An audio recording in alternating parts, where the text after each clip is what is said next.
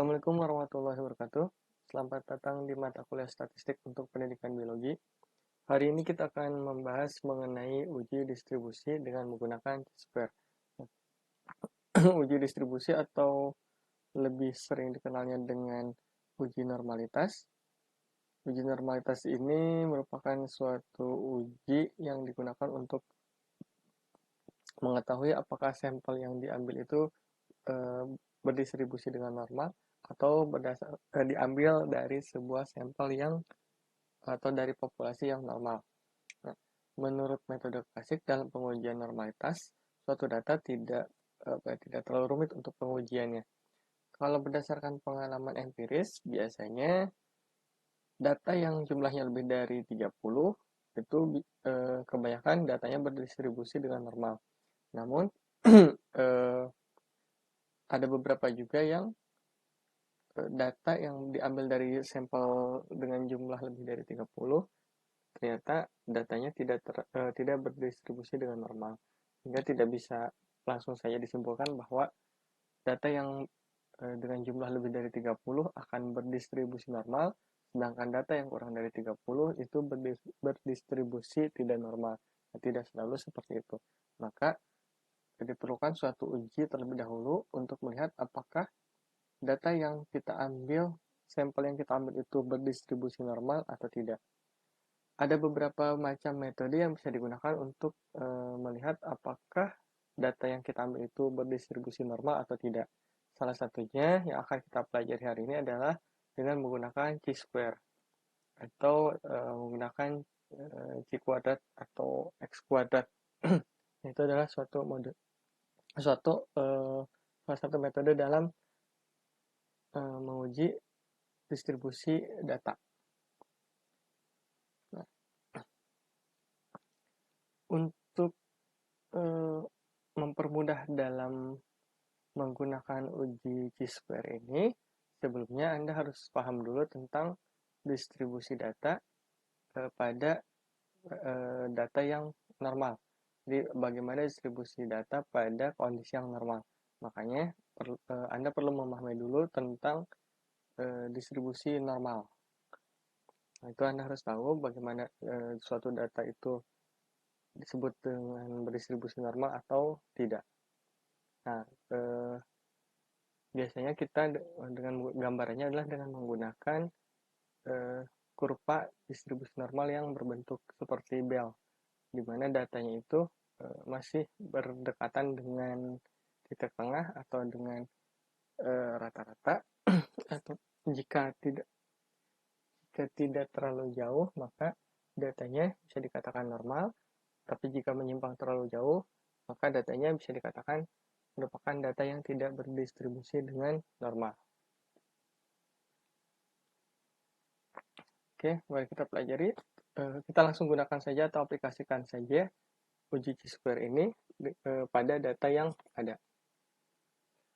Untuk uji chi-square, uji ini lebih mudah jika diterapkan pada kelompok data, di mana kelompok data tersebut sudah dirubah atau dikelompokkan ke dalam suatu kelas. Nah, Anda kan sudah mempelajari tentang bagaimana membuat atau mengelompokkan data menggunakan tabel.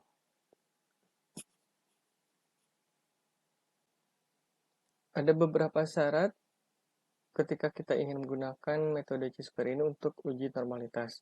Pertama, data yang didapatkan itu harus disusun berkelompok atau kita kelompokkan data tersebut ke dalam tabel distribusi frekuensi. Nah, itu sudah Anda pelajari di pertemuan awal. Ya, Anda ketika ada data yang memang berserakan, Anda cukup kelompokkan data tersebut ke dalam tabel distribusi frekuensi.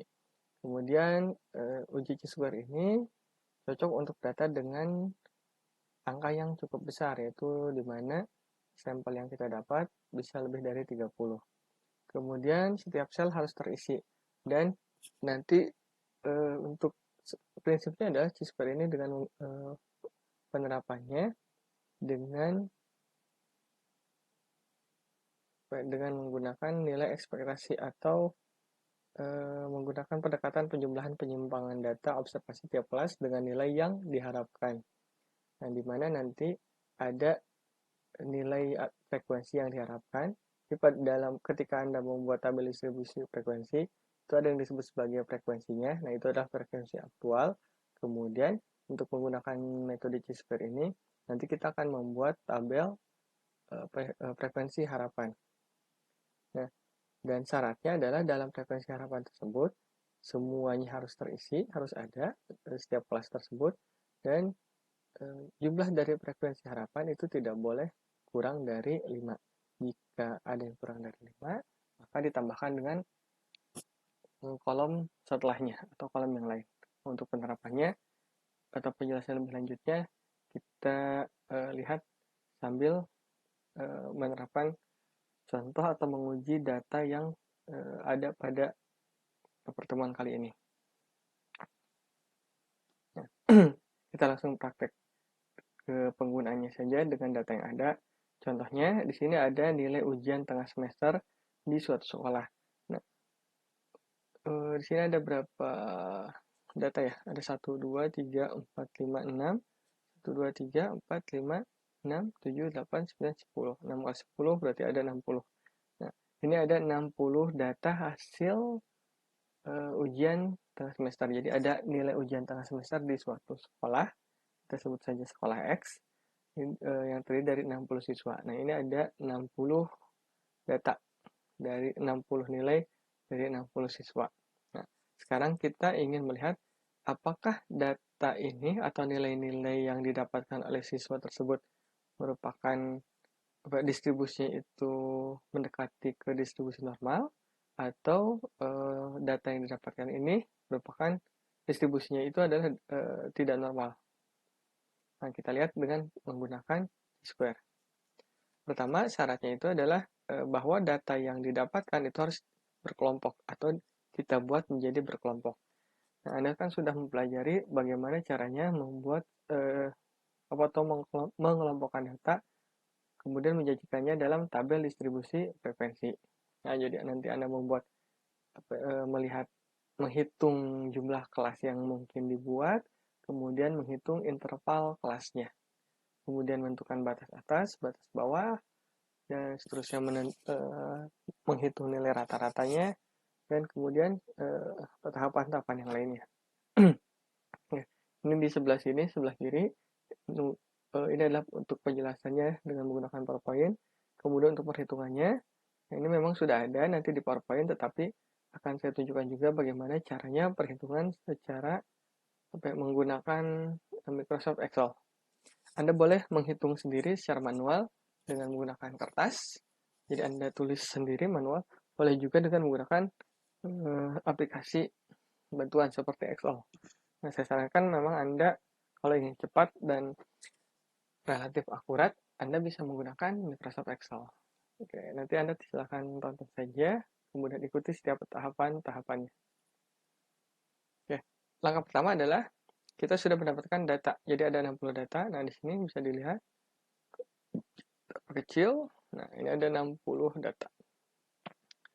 Dari ini nilainya. Nah, saya sengaja diperkecil terlebih dahulu supaya bisa terlihat jumlahnya. Kemudian kita perbesar lagi supaya terlihat angka-angkanya. Oke. Ketika ingin mengelompokkan suatu data dan menyajikannya dalam tabel distribusi frekuensi dikelompokkan, nah kita harus tahu rentang nilainya tersebut. Jadi nilai terbesarnya berapa dan nilai terkecilnya berapa. Nah, kalau pakai Excel kan tinggal dikopikan, dapat data seperti ini. Nah, hanya saja untuk menghitung atau menyusun data dari yang terkecil sampai terbesar, memang kita buat satu baris dulu, tinggal copy paste saja. Nah, ini sampai ke bawah, 60 data. Kemudian kita di blok saja. Terus kita kita urutkan dari yang terbesar sampai ke yang terkecil.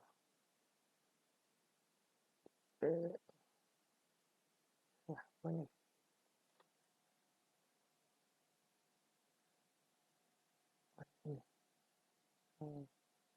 Kita urutkan dari yang terkecil urutkan dari yang terkecil sampai yang terbesar. Nah, intinya kita ingin mengetahui mana nilai yang terbesar dan nilai terkecil. Nah, ternyata nilai terkecilnya ada 10, kemudian nilai terbesarnya adalah 98. Nah, terbesar dan terkecil. Kemudian nanti kita tinggal kurangi saja nilai terkecil sampai nilai terbesar. Kemudian nanti Anda tinggal lihat saja bagaimana cara yang membuat tabel distribusi frekuensi. Nah, ini sudah ada hasil perhitungannya. Untuk tabel ini ternyata kelasnya itu adalah jumlah kelas yang bisa kita buat dari seluruh data itu ada 1, 2, 3, 4, 5, 6. Jadi ada 6 kelas yang bisa kita buat. Itu kelas. Kemudian dengan intervalnya adalah dari 10 sampai 24. Itu intervalnya 10, 11, 12, 13, 14, 15, 16, 17, 18, 19, 20, 1, 2, 3, 4. Jadi intervalnya adalah 15. Jaraknya dari limit bawah sampai limit atas adalah 15. Nah, oke, kita pastikan saja. Pertama kita ini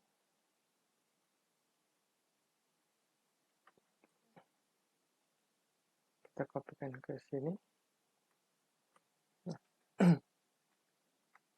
kita dirubah saja. Kita merge.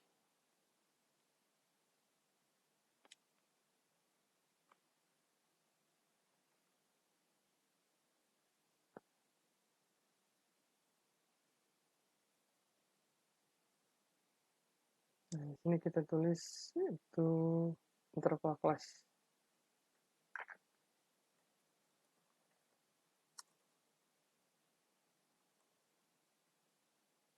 Kemudian ini adalah limit bawah, limit atas. Tinggal diperbesar saja supaya terlihat tulisannya. Nah, ini limit bawah dan limit atas. Supaya terlihat, kita buat posisinya di tengah. Nah. Kemudian, nah setelah mengetahui limitnya, itu kita buat menjadi 15 limit.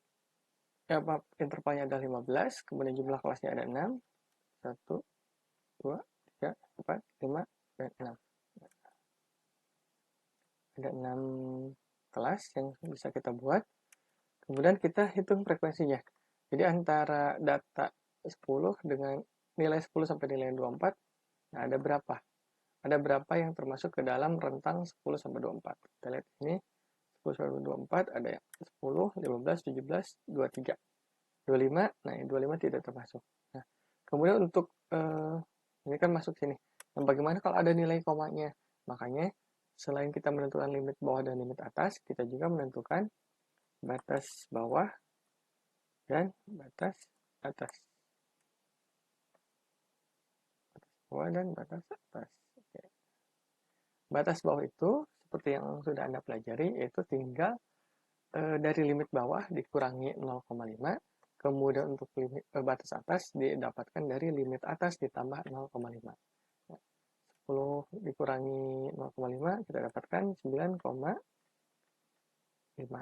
Kemudian 2,25 kita kurangi 0,5 dapatkan berapa? 24,5. Kemudian seterusnya sama.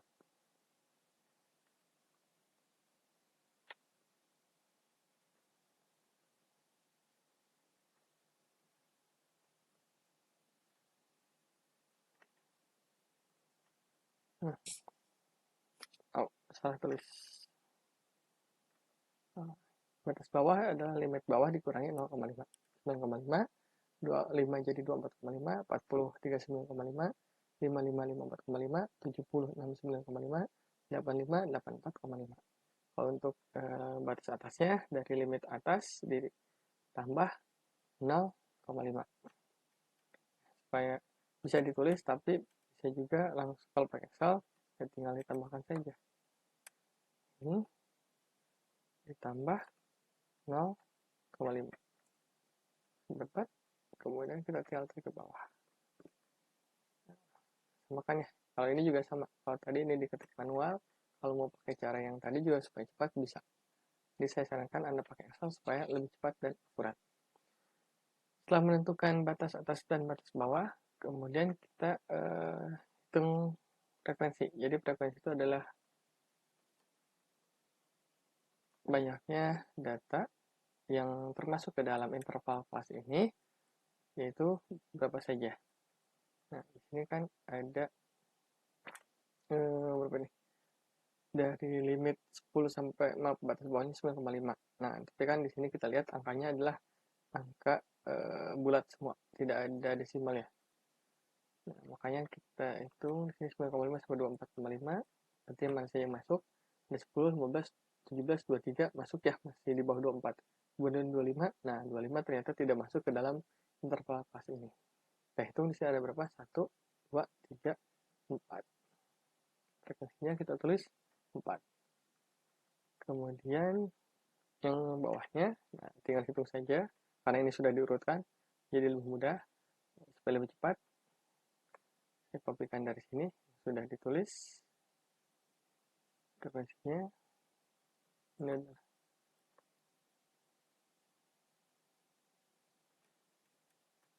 oke, ini frekuensinya. Kemudian kita hitung total frekuensinya berapa.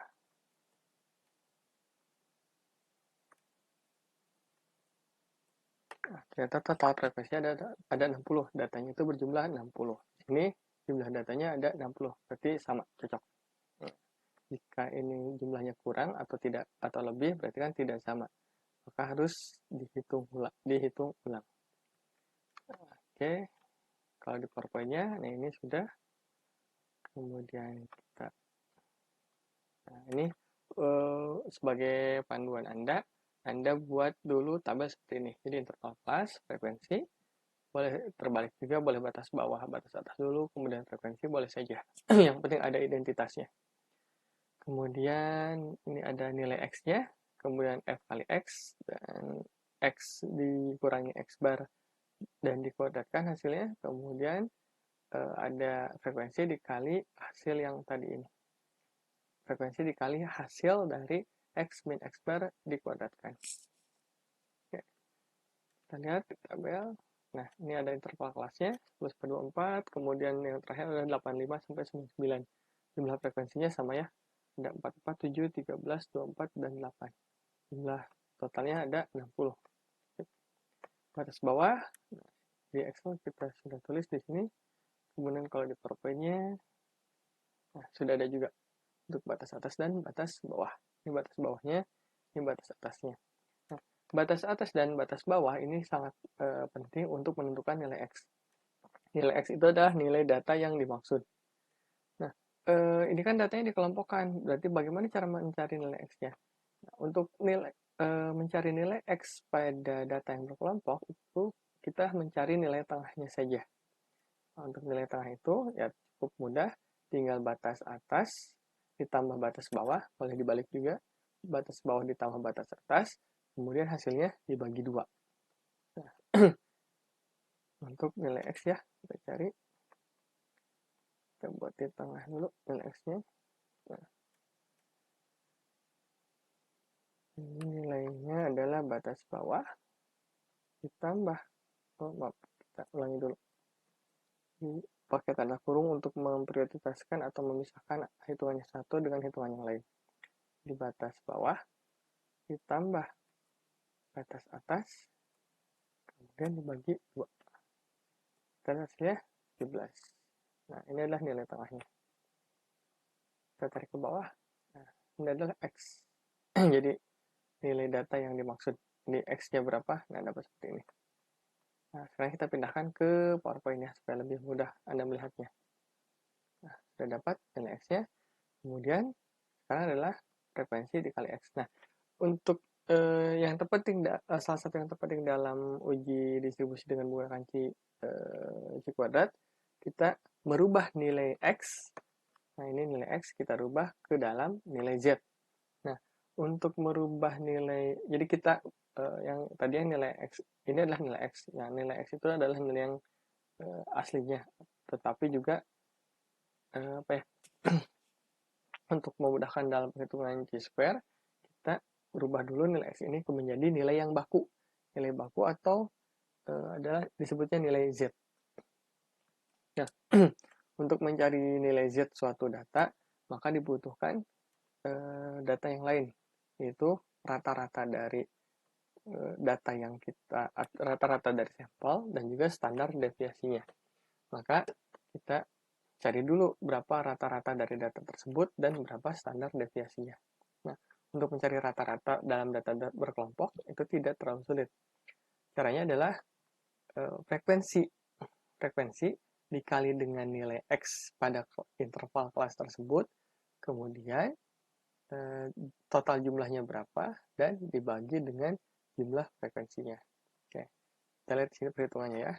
Ini ada nilai x, kemudian kita kalikan f dengan x. Kita buat dulu. Kalikan antara f dengan x. Nah, f itu kan ini frekuensi, x, nah ini nilai tengahnya. Kita buat lebih mudah dan lebih cepat saja. Kita kali. Nah, kalau kali di Excel kita menggunakan tanda bintang. Kalau untuk di laptop cukup tekan shift kemudian tekan angka 8. Muncul tanda bintang. Kemudian kita kalikan dengan nilai x yang dimaksud. Dapat nilainya. Ini adalah nilainya. Kemudian kita hitung juga interval kelas yang di bawahnya. Kalau pakai Excel mudah, tinggal di drag saja. Dapat nilainya berapa. Kemudian kita hitung jumlahnya.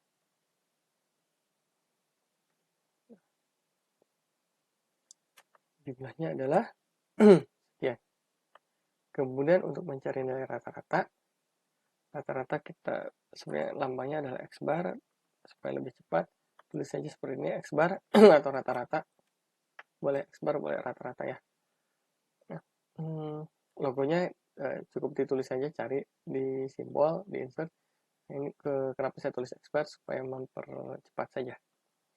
Nah, rata-ratanya itu adalah total dari fx, kemudian dibagi total seluruh data. Nah, total frekuensinya ada 60.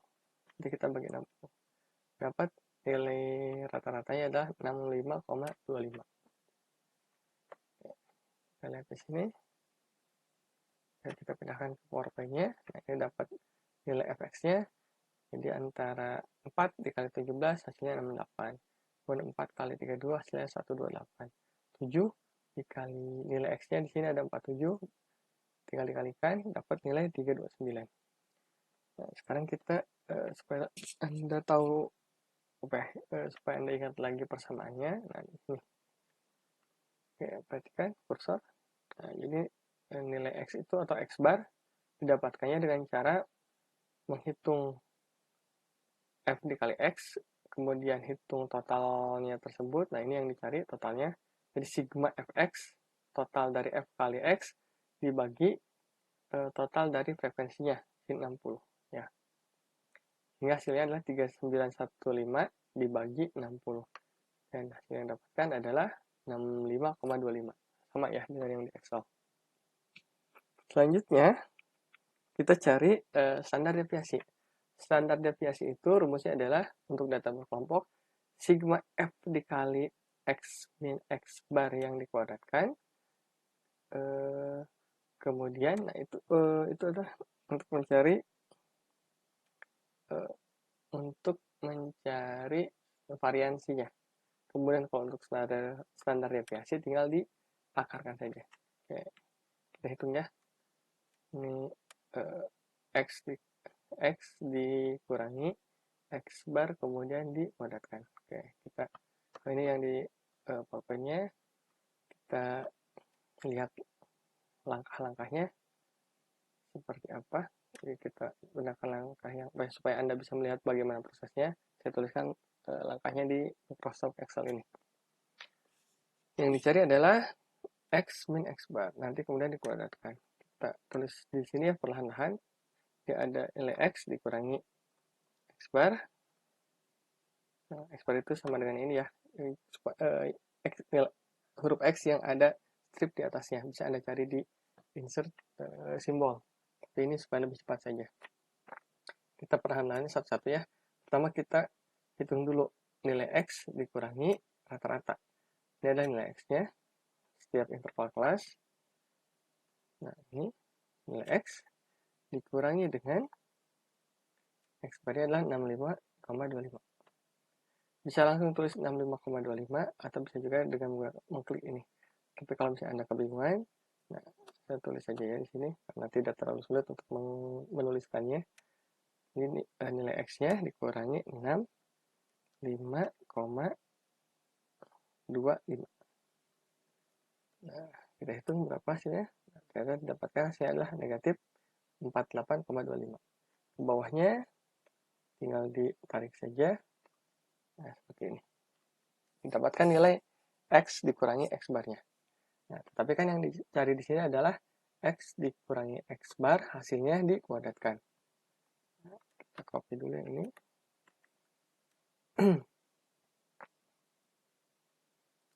X min X bar, kemudian hasilnya dikuadratkan. Yang keduanya ceritanya ada di atas ya, di kuadrat. Caranya tinggal seperti ini. Jadi, kemudian klik data yang ada dimaksud di sel berapa, kemudian kita pangkat 2 kan, kita kuadratkan. Nah, cara mengkuadratkannya adalah dengan cara diberi tanda nih, tanda panah ke atas ini nih. Nah, caranya adalah Anda tekan Shift, kemudian tekan angka 6. Nah, ada tanda seperti ini.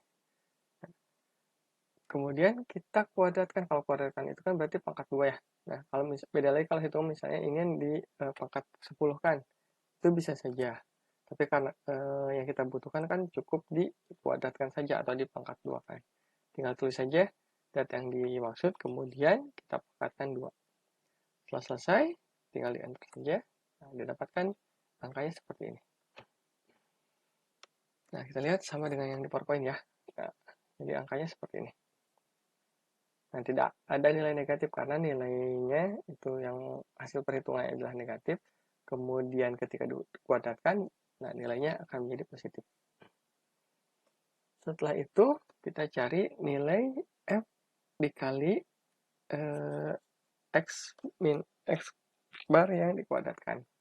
Jadi nanti nilai F ini, frekuensi, dikalikan dengan hasil di sini.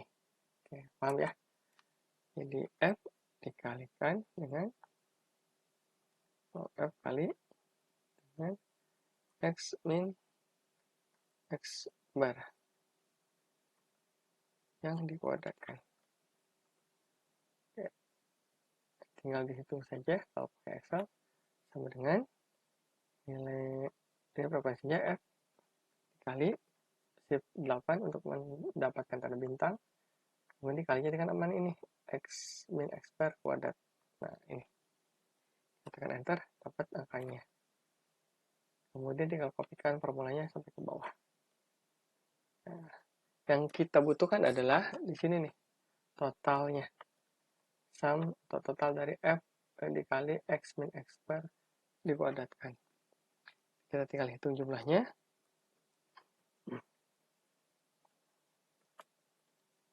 Oke, dapat jumlahnya adalah 241,25. Nah, ini yang kita butuhkan sebenarnya untuk menghitung standar deviasi.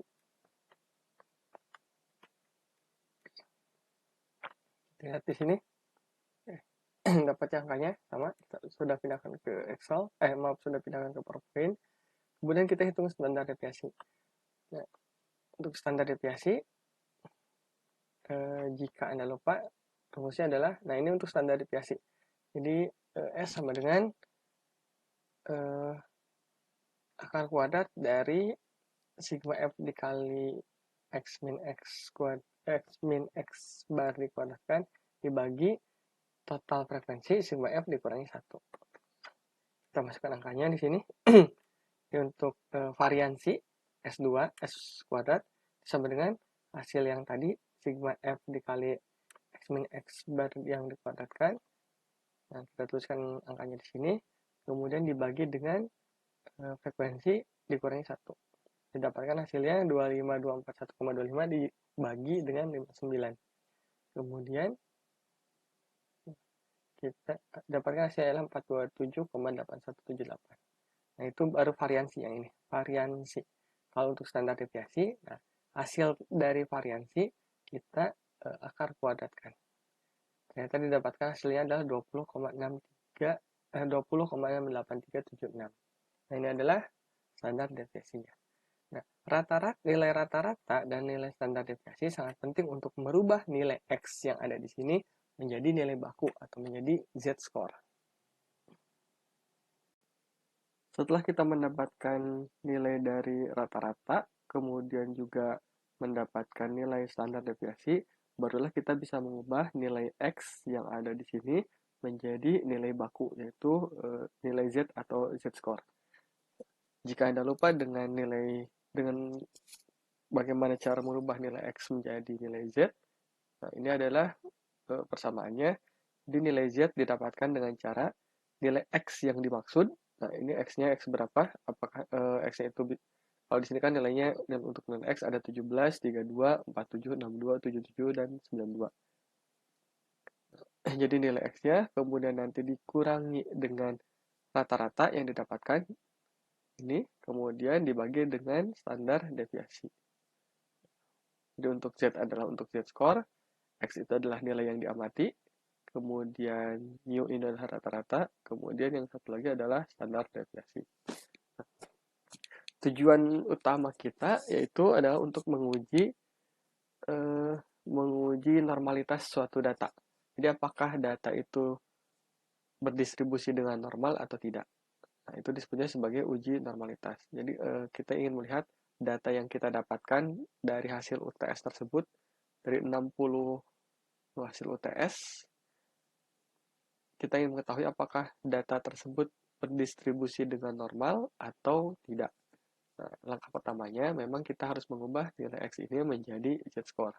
Dan memang diharuskan kita mengetahui nilai rata-rata dan juga nilai standar deviasinya. Oke, kita lanjut ke tahap berikutnya. Untuk uji normalitas dengan menggunakan C-square, kita bisa menggunakan persamaan seperti ini atau rumus seperti ini. Jadi X kuadrat atau C-square, itu rumus nama lainnya adalah uji X kuadrat. Nah, entah kenapa disebut sebagai C-square. Kemudian, nah, X kuadrat ini didapatkan dengan cara hasil atau total dari nilai yang frekuensi yang ini adalah untuk OI ini adalah frekuensi sebenarnya, kemudian dikurangi dengan frekuensi yang diharapkan, kemudian dibagi dengan frekuensi yang diharapkan. Nah, kita kan memiliki banyak frekuensi, jadi kan ada 6 kelas yang kita dapatkan, kemudian setiap kelas memiliki frekuensi masing-masing. Nanti frekuensi yang sebenarnya ini dikurangi dengan frekuensi harapan. Jadi frekuensi harapan itu adalah frekuensi yang seharusnya terjadi. Kemudian nanti dibagi dengan frekuensi yang diharapkan. Nah, nanti setiap kelas dihitung frekuensi yang sebenarnya dikurangi dengan frekuensi yang diharapkan, kemudian nanti dibagi dengan frekuensi yang diharapkan. Nanti hasilnya didapatkan, kemudian yang kita ambil adalah jumlahnya. Jumlah dari setiap perhitungan tersebut. Jumlah dari setiap perhitungan setiap kelas. Nanti jumlahnya berapa di satu ini yang kita cari sebenarnya jumlahnya. Kemudian baru kita bisa mendapatkan untuk X kuadratnya. Nah, ini disebut sebagai X kuadrat hitung atau C-square hitungnya.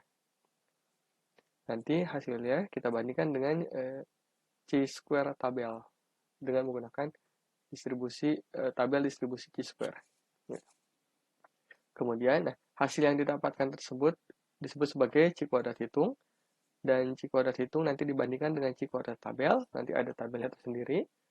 Terus, C kuadrat tabel didapatkan dengan melihat derajat kebebasan dan tingkat kesalahan yang ditetapkan. Nah, derajat kebebasan itu, nah ini derajat kebebasan adalah jumlah data yang kita ambil dikurangi 1. Nah, itu adalah jumlah dari derajat kebebasan. Kalau yang kita dapatkan datanya dikelompokkan menjadi beberapa kelas. Nah, kita sudah mendapatkan ada 6 kelas di sini. Sehingga derajat kebebasannya adalah jumlah kelas dikurangi 1. dan didapatkan derajat kebebasannya adalah 5. Kemudian tingkat kesalahan. Nah, tingkat kesalahan yang kita ambil berapa? Nah, umumnya tingkat kesalahan yang biasa diambil adalah 5%. Jadi kesalahan yang bisa terjadi hasil perhitungan itu hanya sekitar 5% saja. Kemudian ada juga bisa yang mengambil 1% jika memang sangat datanya cukup baik. Nah, kita bisa mengambil atau menentukan tingkat kesalahannya adalah 1%. Tapi ada juga yang menggunakan tingkat kesalahannya 25% dan yang lainnya. Nah, untuk latihan kali ini kita tentukan saja bahwa tingkat kesalahan yang kita ambil adalah 5%. Kemudian derajat kebebasannya, nah dihitung berdasarkan kelas dikurangi 1. Jadi derajat kebebasannya adalah 5. Nanti kita tinggal melihat pada tabel distribusi C kuadrat, yaitu pada derajat kebebasan 5, kemudian dilihat pada tingkat kesalahannya itu 5%. Nah, di situ kita bisa mendapatkan yang disebut sebagai X kuadrat tabel atau C tabel. Kita lihat tabelnya ada tabelnya ada di bagian akhir. Nah, ini adalah tabel distribusi X kuadrat atau C kuadrat. Ini derajat kebebasan. Nah, kita menggunakan 6 kelas. 6 kelas, kemudian derajat kebebasan itu adalah jumlah kelas dikurangi 1. Berarti kita mendapatkan nilai untuk untuk derajat kebebasannya adalah 5. Dan derajat kebebasan 5, kemudian tingkat kesalahan yang kita ambil adalah 5%. Nah, 5% jika dihitung menjadi 0,05. Sehingga X tabelnya itu adalah 11,07048. Nah, ini kemungkinan ya. Jadi hanya kemungkinan saja X tabel yang kita ambil adalah 11,07048. Tapi mungkin nanti setelah kita hitung bisa saja berubah. Oke, kita kembali ke slide yang tadi.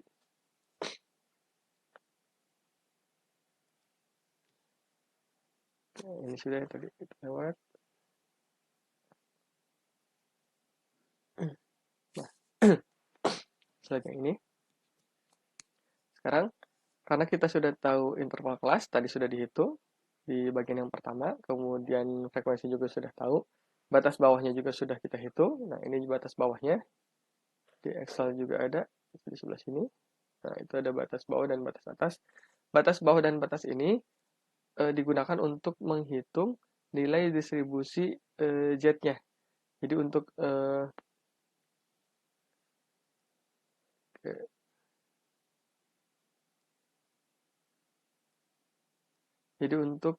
memperkirakan nilai Z itu ada di mana, berapa nilai Z yang bisa kita dapatkan.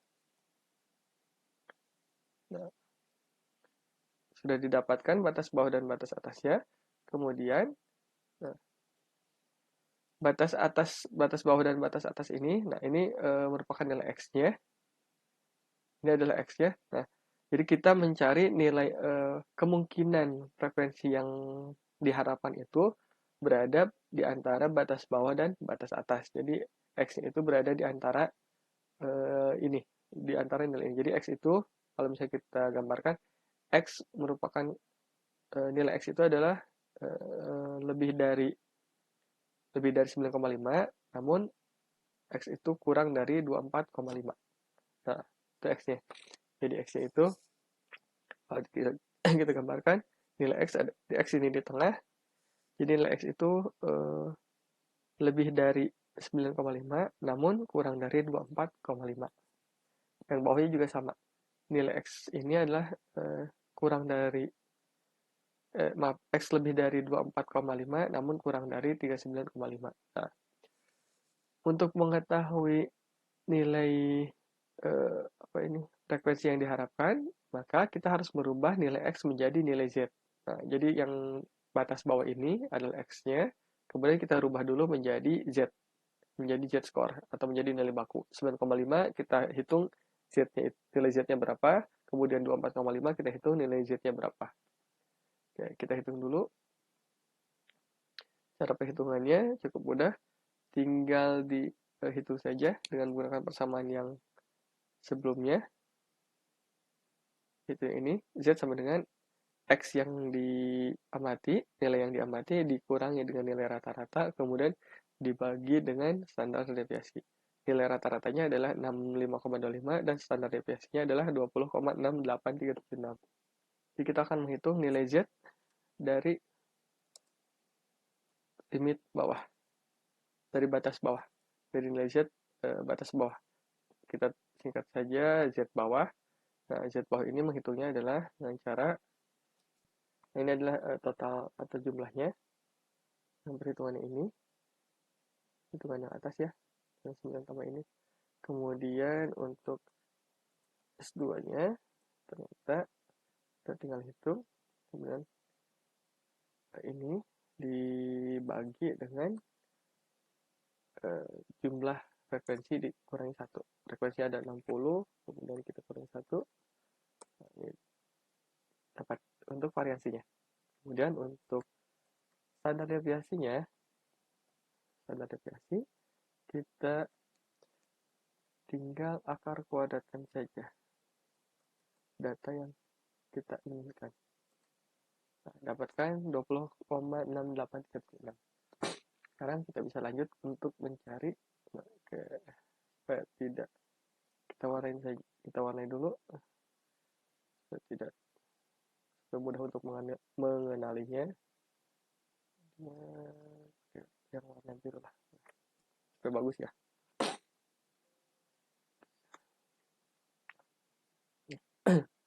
Selanjutkan untuk mencari nilai Z. Z itu sudah kita hitung tadi, itu dengan menghitung nilai X yang dimaksud, kemudian dikurangi, supaya tidak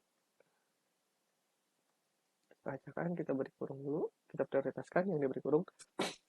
Nilai X yang dimaksud dikurangi dengan nilai rata-rata, rata-ratanya adalah ini, 65,25, kemudian kurung tutup, kemudian kita bagi dengan nilai dari standar deviasi. Ini kita dapatkan, nah, angkanya kita dapatkan adalah min 2,69535. Nah, tidak apa-apa minus, karena minus itu menunjukkan posisi atau letak dari datanya. Nah, karena nilainya minus, sehingga nilai min 2,69 ini berada di sebelah kiri. Digambarkan.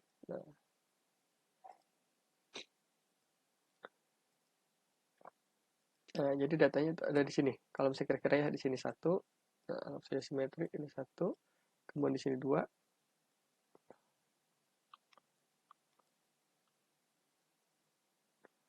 ini 2, 3 dan seterusnya ya. Berarti min 2,6 kemungkinan ada di tengah-tengah, ada di sini. Nah, ini posisi dari data yang kita dapatkan. Kemudian untuk Z atasnya.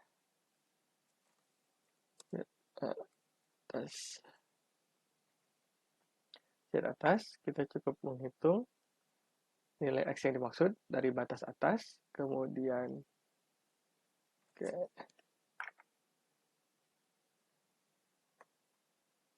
sama dengan batas atas, kita maksud beri kurung dulu, dikurangi dengan nilai rata-rata, rata-ratanya adalah ini, sebar, kemudian kurung tutup dibagi dengan standar deviasi. Kita dapatkan nilainya adalah min 1,97014. Nah, berarti untuk yang Z ini kan 1, di sini 2, berarti yang kita sebutlah Z1 itu ada di sini, kemudian yang 1,9 kemungkinan ada di sini ya. Kita ganti warnanya dengan warna biru lah. Ini data yang dimaksud ada di sini.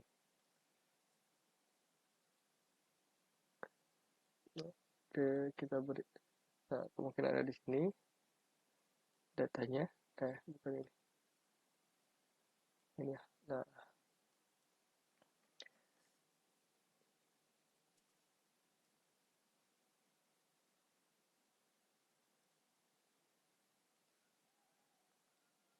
Jadi data yang kita cari itu kemungkinannya berada di sini nih, di tengah-tengah. Nah, itu Z-nya ada di sini. Berapa nilai Z-nya kan kita tidak tahu. Nah, berapa rentang nilai Z atau nilai Z itu kemungkinannya berapa? Nah, didapatkannya dengan cara mencari selisih. Nah, ini kan daerah di mana Z itu berada. Cara menghitungnya atau cara mencarinya, nah, kita lihat dulu nilai dari Z bawah itu yang min 2,69, kemudian dengan nilai Z atas min 1,97 itu berapa nilainya? Dengan melihat pada tabel normal standar atau tabel distribusi ini nih, tabel distribusi untuk distribusi normal. Nah, kita tulis sini tadi angkanya itu titik bawah itu adalah min 2,69 min 2,6, kita bulatkan menjadi dua angka saja ya. Kalau dua angka berarti bisa min 269, 5, 3, 5 ya. Ini yang kita dapatkan. Kita bulatkan. Pembulatannya adalah jika 5 ke atas, kita bulatkan menjadi 1, kemudian ditambahkan dengan angka yang ada di sebelah kiri, dengan 5. Nah, dibulatkan menjadi 1. Sehingga 1 ditambahkan ke sebelahnya, ini menjadi 4. Kemudian 4, nah, 4 ke bawah itu jika dibulatkan menjadi angka 0. Maka dan ditambahkan ke sebelahnya. Ini menjadi 0, ditambahkan ke sebelahnya ya tetap 5. Kemudian yang 5 kita bulatkan ke sebelahnya, ini kan dibulatkan menjadi 1, tambahkan ke sebelahnya 1 tambah 9 jadi 10. Kemudian kan 10 ya tinggal ditambahkan ke sini 6 jadi 7. Kita bisa bulatkan menjadi min 2,70 untuk nilai yang Z bawah.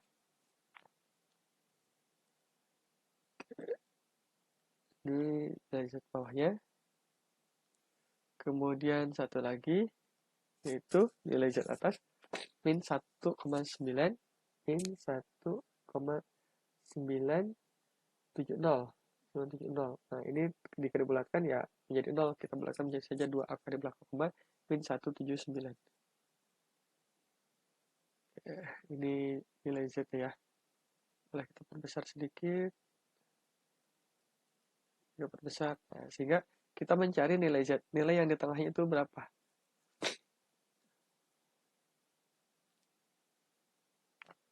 Z itu, nilai Z itu, yang kita cari, Z itu berada, nah ini kan minus 2 dengan min 1. Lebih kecil mana? Ya, sudah pasti kan lebih kecil min 2,70. Jadi nilai Z itu adalah min 2,70. Saya hapus dulu ini.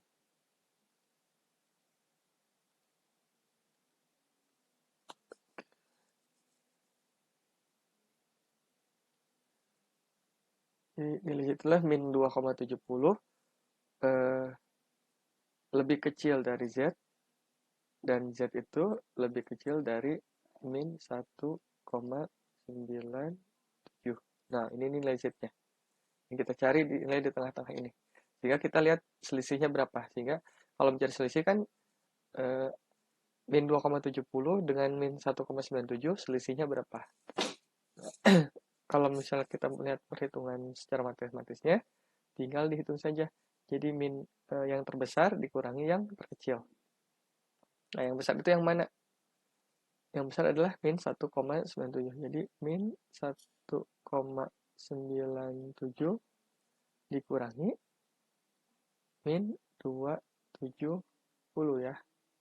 Nah, tapi ini tidak bisa kita langsung kurangi. Kita harus ubah dulu menjadi dilihat berdasarkan nilai distribusi normalnya berapa.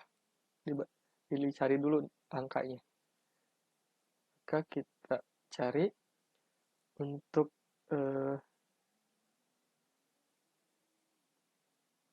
2,70 itu berapa?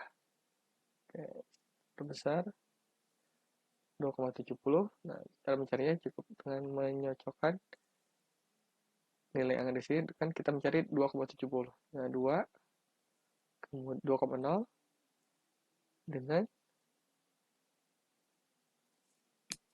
maaf, salah. Kalau 2,7 berarti, kalau 2,70 cari saya di sini berarti 2,7, bukan yang ini ya.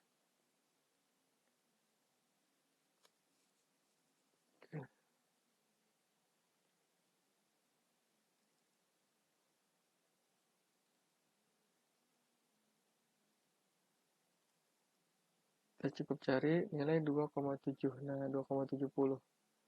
Nah, kenapa di sini ini kan 2,7, kemudian di atas yang baris ini adalah nilai 0 ya, 0,00. Nah, kita ditambahkan kan menjadi 2,70. Kalau misalnya kenapa tidak di sini? Kalau ditambahkan di sini berarti nanti menjadi 2,71. Yang kita cari nilainya adalah 2,70. Jadi kita dapatkan yang ini, 0,4965. Kita ke bawah lagi, 0,4965 ya. Di sini.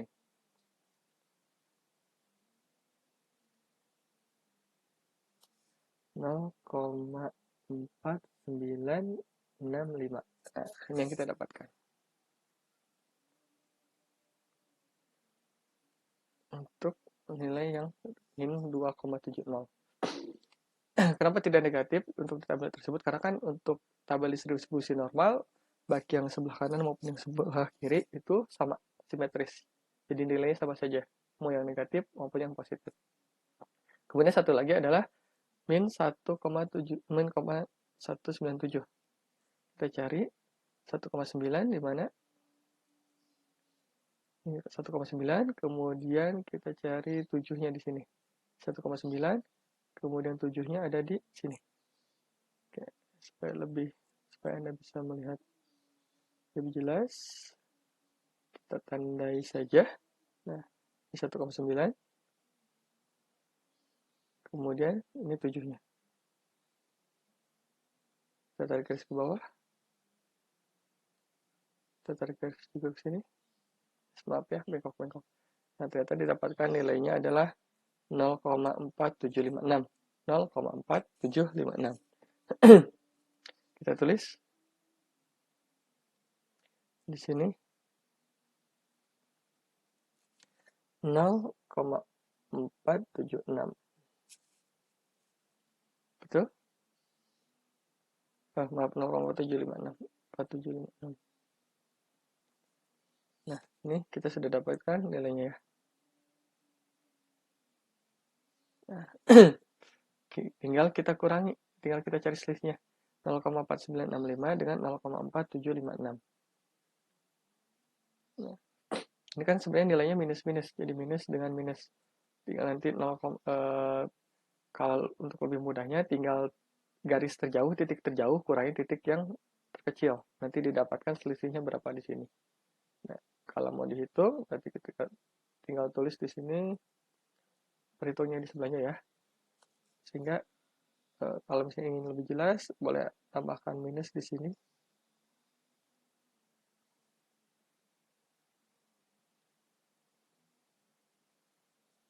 Karena datanya di sebelah kiri.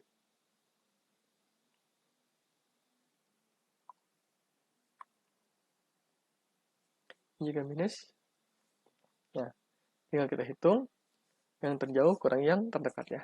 Jadi Z-nya sama dengan min 0,4965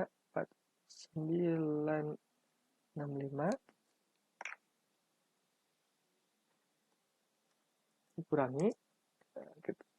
Karena ini sama-sama minus kan, jika tidak diberi tanda kurung nanti tandanya akan seperti ini, dikurangi dengan min 0,4756. Oke, kemudian biar sedikit sehingga kita dapatkan lagi Z sama dengan, karena ini tanda negatif dengan negatif, jika dikalikan ini kan nanti artinya dikali, sehingga negatif dengan negatif menjadi positif. Min 0,4756 4965 ditambah dengan 0,4756. Oke, sedikit sih lebih mudah. Nah, tinggal Anda hitung saja.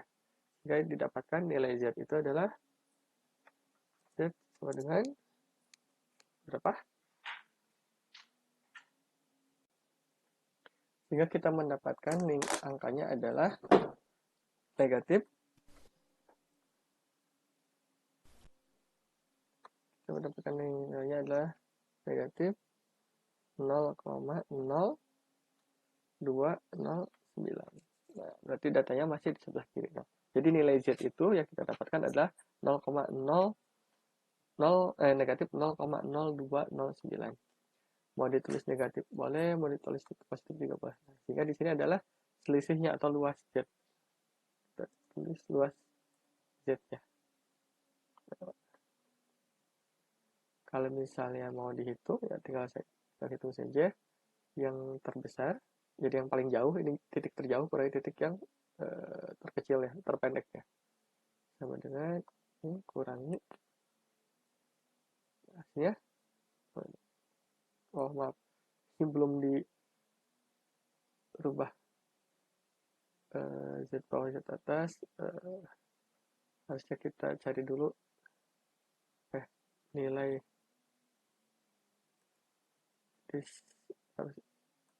distribusi Z bawah. Nah, terlalu panjang ya, kita ya, nilai distribusi bawah Z bawah, kemudian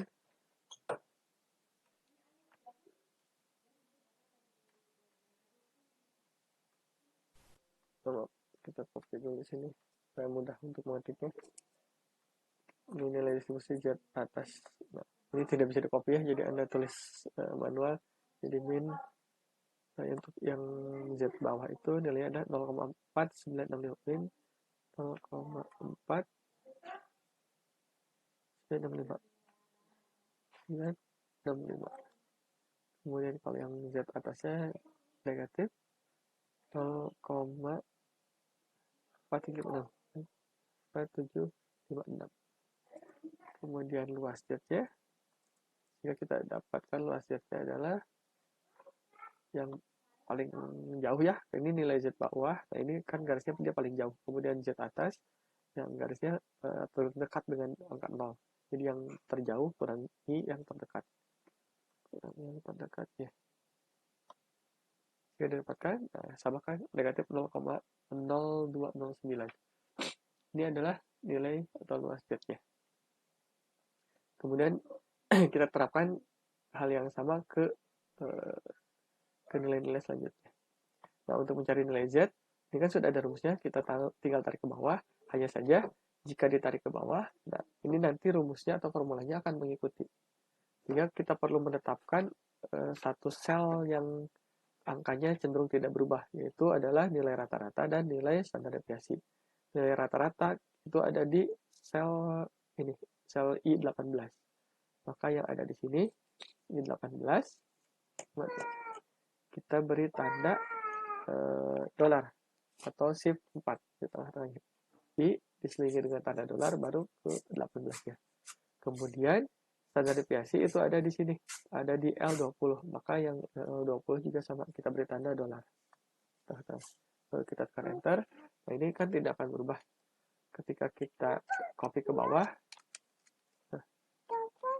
ya, ketika kita kopikan, maaf ya, nah, ketika kita kopikan formulanya ke bawah, tinggal tarik saja. Ini juga tidak akan berubah, dapat nilainya seperti ini. Kemudian yang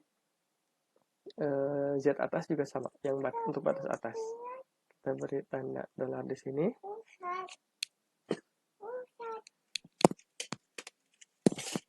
Kemudian kita beri tanda dolar juga di sini. Nah, ini kan tidak berubah. Kita tarik garis ke bawah. Supaya lebih mudah, untuk nilai Z-nya kita bulatkan menjadi 2 angka di belakang koma saja. Kita reduksi. Nah, dapat nilai ini. Dan di sini sama reduksi juga. Oke, sudah ya. Kita dapat. Kita coba dulu untuk filenya. Nah, kemudian nanti tinggal dicari di sini. Karena ini sudah ada untuk nilai Z bawahnya, ini kan sama negatif 1,97. Ini juga sama, nanti ini tinggal dikopikan saja ke sini. Nah, kemudian kita cari untuk nilai yang selanjutnya itu negatif 1,24. Negatif 1,24 itu nilainya ada di mana? 1,24 ya, berarti 1,2. Kita cari di sini 1,2. Nah, ini 1,2. Kemudian 4. 1,24. Berarti ada di sini. 0,3925. Nah, 0, 0, berapa tadi? 0,3925. 925. Nah, karena datanya ada di sebelah kiri negatif, nah berarti kan ada di sebelah kiri. Kita tambahkan tanda negatif saja di sini supaya tidak terlalu bingung. Kemudian sama, berarti kan garis. Nah, kita membutuhkan suatu gambaran. Kalau misalnya Anda belum terbiasa, membutuhkan suatu gambaran seperti tadi untuk menentukan letak data kita itu sebenarnya ada di mana. Nah, ini untuk kelas yang kedua ya. Kelas kedua itu kita lihat di sini. Nah, kan ini adalah yang batas untuk yang kelas kedua. Kelas kedua itu batas bawahnya adalah 1,97. Kemudian batas atasnya adalah negatif 1,24. Nah, ini kan 1 ya, 1,24 kemungkinan ada di mana? Kemungkinannya mungkin ada di sini. Oke. Kemungkinannya kita itu saja ada di sini ya. Nah, kemudian ini yang sebenarnya kita cari di sini untuk Z yang kedua, luas Z yang keduanya. Ada berapa nilainya? Caranya sama seperti yang tadi. Kita lihat dulu yang tadi kan nilainya untuk yang ini adalah apa? Negatif 1 min 1,24 ya. Nah, kan kita cari ternyata didapatkan nilai Z dari 1,24 adalah negatif 0,3925. Tinggal dihitung saja. Nah, Z yang bawah ternyata letaknya lebih jauh dibandingkan dengan Z atas. Berarti nilai dari Z bawah dikurangi nilai dari Z atas. Kita cari selisihnya. Kita dapatkan berarti di sini ini Z bawah kurangi dengan nilai Z atas. Kita dapatkan negatif 0,0831. Nah, dan seterusnya sama kita terapkan ke kelas-kelas berikutnya. Nah, di sini sudah saya hitung. Jadi supaya lebih cepat, di sini sudah saya hitung untuk nilai dari kelasnya. Nah, sudah didapatkan negatif-negatif, kemudian tinggal dimasukkan saja.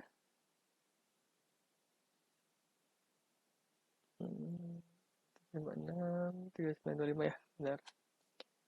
Ini sudah dapat, kita tinggal kopikan yang ini. Nah, untuk positif negatifnya, ya tinggal kita tambahkan saja karena berdasarkan tanda yang ada di nilai Z ini. Ini kan negatif, berarti kita tambahkan negatif. Sini juga, maaf. Oke, kita tambahkan di sini masih negatif, tambahkan tanda negatif. Kemudian ini masih negatif. Kalau yang ini positif ya, 0,21. Nah, nilai Z-nya sehingga datanya juga positif. Sekarang kita terapkan ke bawah. Nah, tinggal, nah, bagaimana dengan yang satu negatif dengan yang satu positif? Nah, kita coba hitung di sini. Kita lihat. Ya, sama tidak? Ternyata malah jadi negatif ya. Padahal aslinya atau nilai yang sebenarnya bukan negatif seperti ini. Nah, bagaimana cara menghitungnya? Untuk yang satu data negatif, yang satu lagi adalah positif. Oke, kita hitung. Kita butuh gambar ini untuk bagi Anda yang belum terbiasa untuk membayangkan letak data nilai Z, Anda boleh menggambar kurva seperti ini untuk menentukan di mana letak data tersebut. Pertama kita hapus dulu semuanya supaya lebih bersih. Oke. Untuk kelas yang untuk kelas yang ini nilai Z-nya adalah negatif, yang satu lagi nilainya adalah positif. Nah, di sini letaknya dari 0,52. Kita tentukan 0,52 contohnya di sini ya, kita ambil ya. Nah, karena dia nilainya negatif. Kemudian satu lagi 0,21. Letaknya positif. Nah, ada di sini contohnya 0,21. Kita ambil. Nah.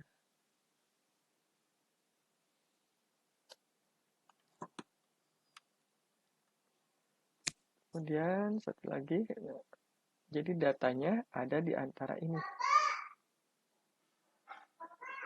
Nah, ini datanya ada di sini. Ini yang kita cari.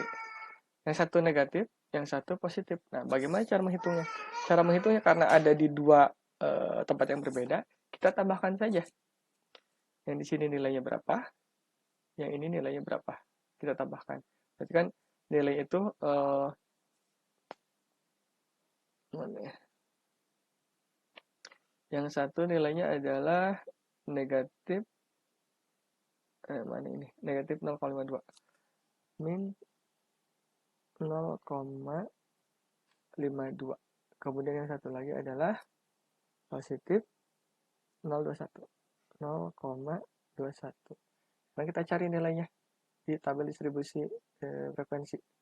Di tabel distribusi normal. 0,52. Berapa angkanya? 0,5 0,52. Ini nilainya. Itu 0,1985. Nah, ini ya. Oh, ini ada nih nilainya. Sudah dikopikan. Tulis di sini.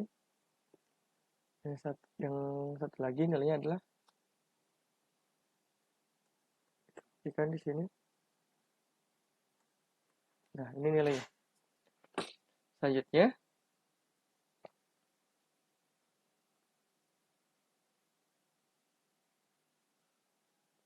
nah, kita tinggal tambahkan saja. Berarti kan ini harganya adalah 1,985. Kalau ini nilainya adalah 0,0832. Kita tinggal tambahkan jarak 0 ke sini adalah 0,1985 dan negatifnya itu bisa bisa diabaikan. Ini juga sama. Jadi tinggal ditambahkan saja. Yang di sini yang dihitung.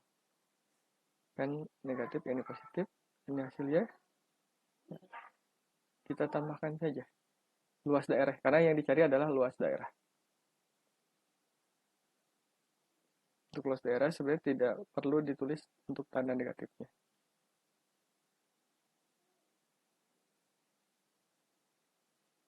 Ini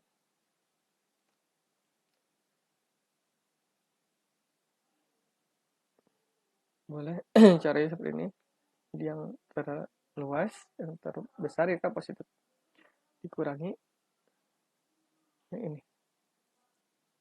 Nah, hasilnya positif 0,2817. Jadi tetap perhitungannya adalah yang terbesar dikurangi yang terkecil. Jadi yang terluas, yang paling jauh. Nah, kalau yang ketika dua-duanya negatif, kita perhitungannya adalah yang terjauh dari 0 dikurangi yang terdekat dengan 0. Kemudian jika yang kasusnya seperti ini, yang satu positif, yang satu negatif, tinggal perhitungannya adalah yang terbesar nilainya, ini yang terbesar ya, karena dia positif, dikurangi dengan nilai yang terkecil, ini negatif. Hasilnya menjadi seperti ini. Kemudian ini yang positif semuanya. Nah, positif semuanya bagaimana? Tinggal dihitung saja. yang terbesar, ini yang terbesar dikurangi yang terkecil ya. Selalu seperti itu, yang terbesar dikurangi yang terkecil, atau yang terjauh dikurangi yang terkecil. Ini dikurangi, ini juga sama, yang terbesar dikurangi yang terkecil ya. Nah, ini hasil perhitungan yang sebelumnya, sama ya, 02406, 1277. Oke, sudah dapat di sini. Kita lihat apa saja yang dibutuhkan perhitungannya. Sudah dapat ini, kemudian Z bawahnya, Z atas, kemudian tabel distribusi Z. Ini, kemudian ini tabel distribusi Z bawah, nilai distribusi Z atas, sama ya. Cuman yang ini tidak diberi tanda negatif. Kemudian luas selisihnya. Nah, luas selisihnya, nah ini ada luasnya.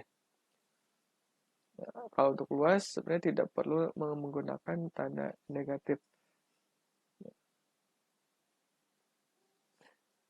Kita boleh menghilangkan tanda negatifnya. Nah, luas Z.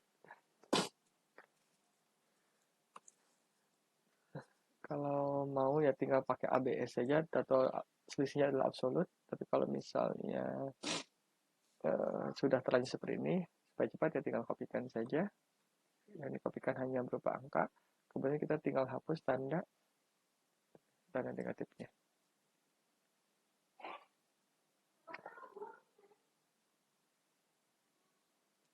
Hapus tanda negatifnya saja. Nah, silakan tanda negatifnya tidak ada. Selanjutnya yang diperlukan adalah di sini kolom mencari nilai yang diharapkan atau frekuensi yang diharapkan. Nah, belum selesai sampai di sini. Frekuensi yang diharapkan, cara mendapatkannya adalah dari nilai luas selisih Z ini dikali dengan nilai frekuensi yang sebenarnya. Jadi untuk mencari EI atau frekuensi yang diharapkan, yaitu frekuensi yang sebenarnya dikali luas selisih Z ini. Luas yang didapatkan tadi. Nah, jadi untuk cari EI, caranya adalah maaf, bukan frekuensi yang sebenarnya itu, tapi total frekuensi ya. Total frekuensi yang sebenarnya, nah, yang ini. Frekuensi yang sebenarnya itu adalah total F, itu berapa? 60 ya, frekuensinya itu adalah 60. 60 dikali dengan luas Z yang kita dapatkan. Nah, inilah frekuensi yang diharapkan. Nah, untuk frekuensi yang diharapkan, itu seperti jumlah orang. Frekuensi adalah jumlah orang yang mendapatkan nilai antara kan ada nilai 10 sampai 24 didapatkan oleh berapa orang. Ini kan ada 4 orang yang mendapatkan nilai antara 10 sampai 24. Kemudian ada 7 orang yang mendapatkan nilai antara 40 sampai 54. Nah, di sini kan nilainya ternyata didapatkan koma-komaan. Tidak mungkin kan kalau orang itu ada koma-koma, misalnya mendapatkan nilai 6 itu ada 6,5 orang. Nah, koma 5-nya itu siapa atau apa? Sehingga kita bulatkan menjadi satu angka yang utuh. Nah, ini kan 1,254, jika kita bulatkan menjadi angka 1 saja. Nah, kita tulis lagi di sini. Kemudian 4,9 kita bulatkan menjadi 5. Kemudian 11,64 kita bulatkan menjadi 12. 16,9 kita bulatkan menjadi 7. Kemudian 14,4 kita bulatkan menjadi 14. Kemudian 7,6 kita bulatkan menjadi 8. Nah, kalau pakai Excel, yang tadi ya, kita bisa reduksi untuk angkanya. Nah, ini kan sama ya, 1, 5, 12, 17, 14, dan 8. Nah, saja ini masih memiliki koma-koma. Jadi ketika dikalikan dengan dihitung dengan atau dikalikan atau ditambahkan dengan nilai yang lain, komanya masih terbawa. Jadi kita gunakan saja yang ini yang tidak ada komanya atau yang kita tulis ulang. Nah, kita masukkan ke PowerPoint yang di sini, ke tabel ini nilainya. Kemudian selanjutnya adalah frekuensi sebenarnya dikurangi frekuensi harapan. Frekuensi sebenarnya dikurangi frekuensi harapan. Nah, frekuensi sebenarnya itu ada yang pakai OI, ada yang pakai apalah, boleh hanya tanda saja. Nah, frekuensi yang sebenarnya dikurangi frekuensi harapan. Oke, kita lihat tabelnya, kita geserkan. Nah, ternyata dalam perhitungan, frekuensi yang diharapkan itu nilainya tidak boleh kurang dari 5. Minimalnya adalah 5. Ya. Sedangkan di sini, di kelas yang pertama, frekuensi harapan yang hasil perhitungan itu adalah 1. Nah ini bagaimana? Maka eh, yang harus kita lakukan adalah menambah kelas yang kurang dari 5 ini ke kelas selanjutnya. Agar jumlahnya menjadi menjadi 5, pas 5 atau lebih dari 5. Itu tidak ada masalah. Sehingga kita tambahkan dulu kelas yang ini. Nah, jadi sebelum dikurangi, kita ini yang barunya. Kelas yang ini kita tambahkan ke bawah. Jadi 1 tambah 5 jadi 6. Kemudian di sini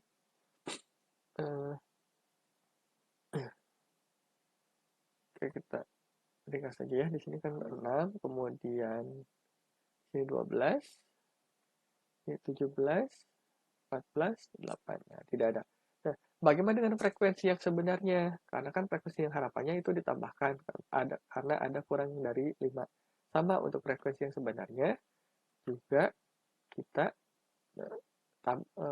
sesuaikan dengan frekuensi yang diharapkan. Nah, ini adalah frekuensi sebenarnya.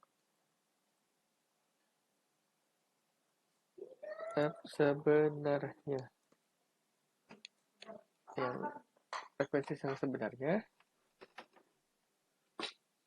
Nah, kita tambahkan 2 kelas ini menjadi 8 kan ya. 4 tambah 8 ini kita kosongkan saja. Setelah kita hitung,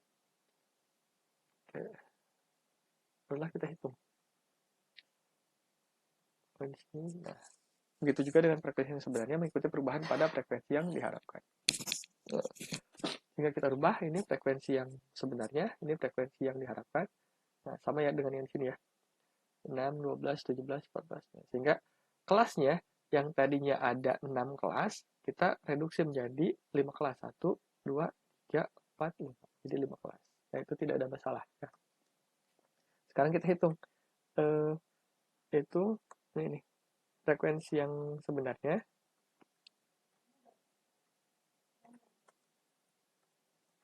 dikurangi frekuensi yang diharapkan. Frekuensi yang sebenarnya yang ini dikurangi frekuensi yang diharapkan. Ini yang baru ya. Nah, dapat ini. Tinggal kita tarik garis ke bawah. Nah, ini sudah masuk 0. Tahap saja. Nah, dapat hasilnya negatif. Bagaimana? Tidak ada masalah karena kan di sini dimintanya adalah nilai dari hasil dari frekuensi yang diharapkan dikurangi nilai frekuensi yang nilai dari frekuensi sebenarnya dikurangi nilai frekuensi yang diharapkan, nanti hasilnya dikuadratkan.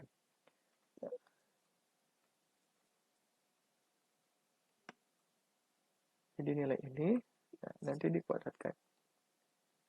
Tinggal kita kuadratkan di angkanya.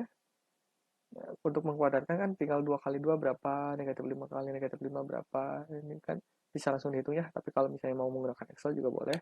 Tinggal data yang kita inginkan, data yang dimaksud, kemudian beri tanda segitiga yang ke atas ini, seperti tanda panah, ini didapatkan dengan cara menekan tombol Shift 6.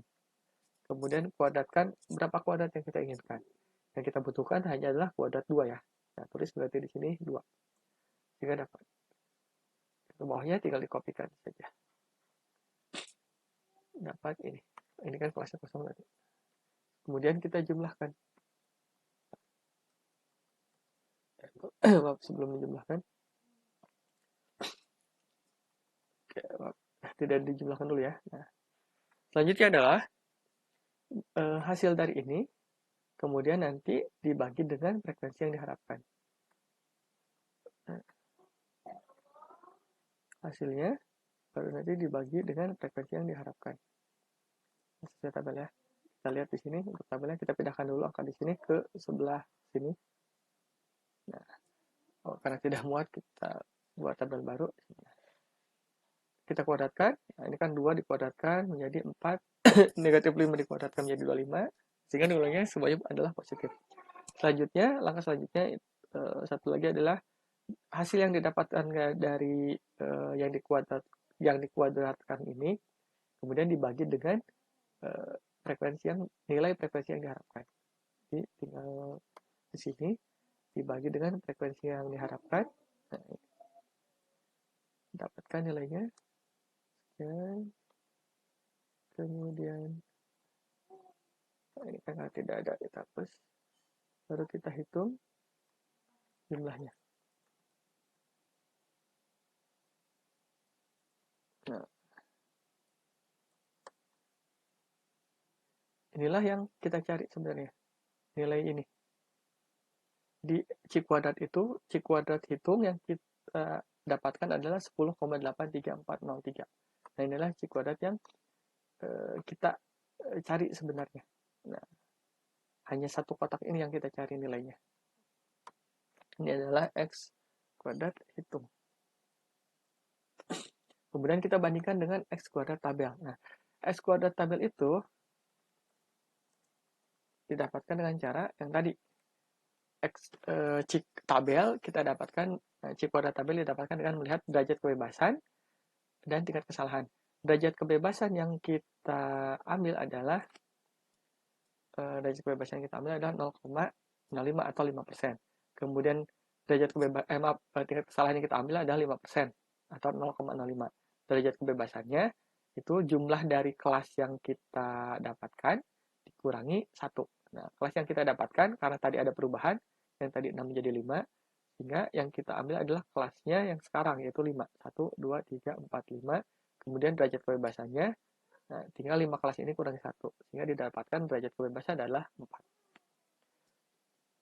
Kita bandingkan dengan, ya,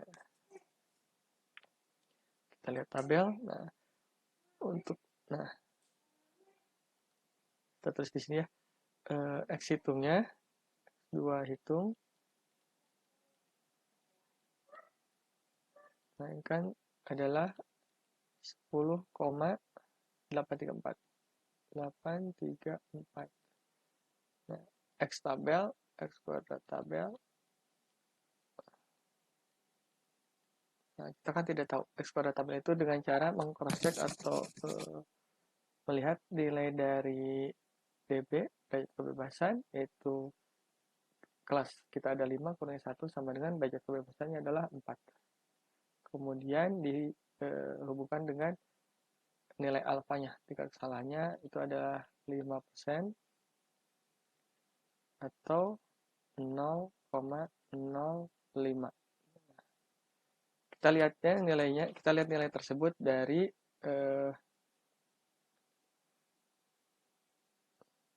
tabel distribusi untuk C kuadrat. Nah, di sini.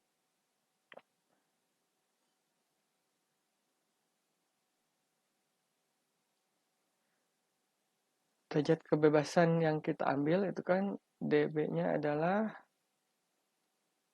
derajat bebasnya itu adalah kita kan punya 5 kelas.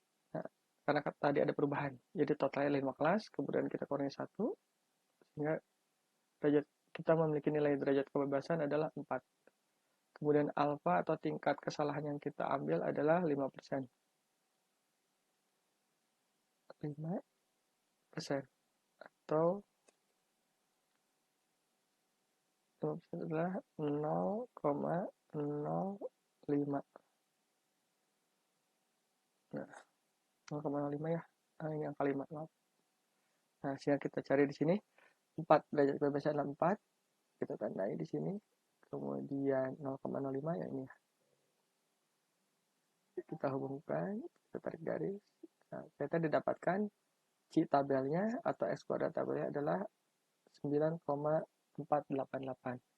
Ya, 9,488. Nah, kita kembali ke sini. Kita hitung ya. Ini adalah X hitung. X tabel tadi sudah dapatkan 9,488. Nah, supaya tidak lupa. X hitungnya 10,83403. Kemudian Nah, jika menggunakan derajat alfa 5% atau 0,5, derajat kebebasannya adalah n-1, jumlah kelas dikurangi 1. Kita punya kelasnya 5, kurangi 1 menjadi 4. Derajat kebebasan kita 4, tingkat kesalahannya atau alfanya adalah 5%. Didapatkan X tabel. C tabelnya adalah 9,48773. Ini untuk C tabel. Ini adalah C hitung. Nah, C hitung lebih besar dari C tabel. Artinya apa ya? Nah, kita lihat di sini. Jika X kuadrat hitung atau C hitung lebih kecil dari X kuadrat tabel, kita bisa simpulkan bahwa datanya berdistribusi dengan normal. Namun, jika X hitungnya atau C kuadrat hitungnya lebih besar dari C kuadrat tabel, maka dapat disimpulkan bahwa datanya tidak berdistribusi dengan normal. Nah, yang kita dapatkan bagaimana? Yang atas atau yang bawah? C hitung itu lebih besar atau lebih kecil dibandingkan dengan C tabel? Ternyata 10, ini C hitung 10, C tabel 9. C hitungnya lebih besar. Sehingga yang kita ambil kesimpulannya adalah yang bawah. Data tidak berdistribusi dengan normal. Nah, jadi datanya tidak berdistribusi normal. Nah, ini hasil perhitungan kita. Nah, itu adalah cara bagaimana untuk melakukan uji normalitas. Jadi uji normalitas itu untuk mengetahui apakah data itu berdistribusi normal atau tidak. Kemudian, apa fungsinya untuk uji normalitas? Uji normalitas itu dibutuhkan untuk mengetahui apakah data berdistribusi normal atau tidak, sehingga nanti perhitungan untuk pengambilan kesimpulan atau uji hipotesis yang dilakukan itu akan menggunakan metode yang mana? Apakah uji hipotesisnya menggunakan metode parametrik atau non-parametrik? Itu tergantung dari uji normalitas. Jika datanya berdistribusi normal, maka kita menggunakan statistik parametrik. Tapi jika datanya seperti ini, yang setelah kita hitung adalah data tidak berdistribusi dengan normal, maka kita menggunakan uji hipotesis atau statistik parametris. Statistik non-parametris. Jika data normal, yang digunakan adalah statistik parametris. Jika data tidak berdistribusi normal, maka kita menggunakan statistik non-parametris. Itu adalah fungsi dari uji normalitas. Oke, sekian untuk hari ini. Silahkan Anda latihan dengan mengulangi tahapan-tahapan yang sudah dijelaskan tadi, supaya Anda lebih paham dan juga lebih lancar dalam melakukan uji normalitas. Terima kasih. Wabillahi taufiq wal hidayah. Assalamualaikum warahmatullahi wabarakatuh.